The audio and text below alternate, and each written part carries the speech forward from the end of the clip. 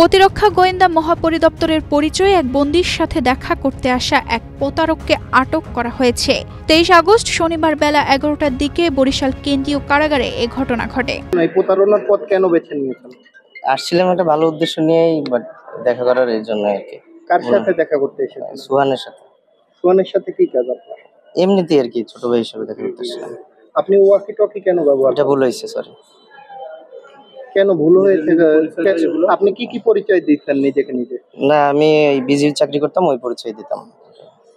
কি পদে চাকরি করতেন বিজিবিতে? সহকারী অভিম ড্রাইভার ছিলাম। হ্যাঁ, সহকারী অভিম ড্রাইভার। তাহলে আপনি তো সারা শহরে তো আপনি নিজেকে গোয়েন্দা সংস্থার লোক বলতেন, না, কেন?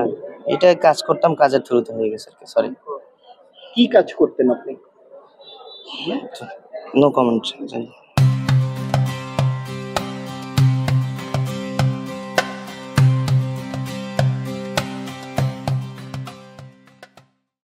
না, কি কাজ করতেন একটু জানতে চাচ্ছি। এটা পরে বলবো না, যদি আমার যেটা ইয়ে হয় বলা যাবে, নিষেধ আছে। কি আপনাকে কি নিষেধ করেছে সেটাও জানাবে না। ওয়াকি টকি দিয়ে কোন কারণ এটা এমনিতেই যাচ্ছিল, এমনিতেই কোন সংস্থার সাথে এমনি কথা যাচ্ছিল, বলছেন? এমনিতেই, কারোর সাথে না, এমনিতেই যাচ্ছিল। এটা চ্যানেল কি? ওয়াকি টকির চ্যানেল কি আপনার? জানি না আমি অত কিছু। আটক প্রতারক মেহেদী হাসান শাওনকে বরিশাল মহানগর পুলিশের কোতোয়ালি মডেল থানায় হস্তান্তর করা হয়েছে। তার বিরুদ্ধে প্রতারণার দায়ে মামলা করা হবে বলে জানিয়েছেন সিনিয়র জেল সুপার মোহাম্মদ মঞ্জুর হোসেন। শাওনের কাছ থেকে একটি ওয়াকি টকি ও 3টি মোবাইল সেট উদ্ধার করা হয়েছে। 3টার দিকে আমার অফিসিয়াল নাম্বারে, সরকারি নাম্বারে একটা ফোন আসে রবি নাম্বার থেকে। তো নাম্বারটা আমার অপরিচিত ছিল, তারপরেও ধরি এবং উনি নিজের পরিচয় দেন যে ক্যান্টনমেন্ট থেকে মেহেদি বলছেন, এবং উনি আমাদের একজন বন্ধুর সাথে দেখা করতে চান, এবং দেখা করে উনি কিছু প্রশ্ন জিজ্ঞাসা করে চলে যাবেন। ওনার একটু তাড়াহুড়া ছিল ওনার কথায়, যেটা প্রকাশ পাচ্ছিল। পরবর্তীতে আমি বলি যে যেহেতু এখন সময় শেষ পর্যায়ে দেখা সাক্ষাতের, তাছাড়া এই ক্ষেত্রে আইজি স্যারের একটু অনুমতি এবং ডিসি স্যারকে একটু অবগত করার বিষয় আছে। আমি ওনাকে অনুরোধ করি যে পরের দিন আসতে, কারণ আমার একটু সন্দেহ হয়েছিল।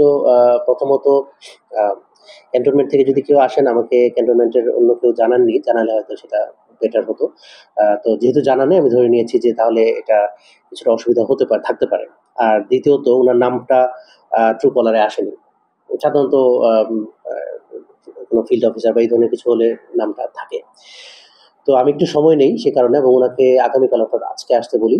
ইতিমধ্যে আমি একটু খোঁজ নেই, সংস্থার একজন অফিসারের সাথে কথা বলে নিশ্চিত হই যে এই নামে, মেহেদি নামে বরিশালে এখানে কোনো এরকম ফিল্ড অফিসার নেই, এবং উনি ওনার পরিচয় দিচ্ছিলেন যে ফিল্ড অফিসার মেহেদি ডিজেফআই। তখন আমরা ডিজেফআইকেও ফোন দিই, এবং ডিজেফআই থেকেও জানানো হয় যে এই ধরনের কেউ ডিজেফআই নাই, বরিশাল ডিজেফআই নাই। ফলে তার প্রতারণার বিষয়টি আমাদের কাছে অনেকটা নিশ্চিত হয়ে যায়। শাওন বরিশাল নগরীর ডেফুলিয়া এলাকার বাসিন্দা মোহাম্মদ ফিরোজ আলমের ছেলে। শাওন বিজেপির একসময়ে সহ ওবিএম ড্রাইভার ছিলেন। তার বিরুদ্ধে বরিশাল নগরী সহ আশেপাশে এলাকায় গোয়েন্দা সংস্থার সদস্য পরিচয় দিয়ে টাকা আদায় করত। এছাড়াও বিভিন্ন সংস্থায় চাকরি দেওয়ার প্রলোভন দিয়ে অর্থ নিয়ে আত্মসাৎ করারও অভিযোগ রয়েছে।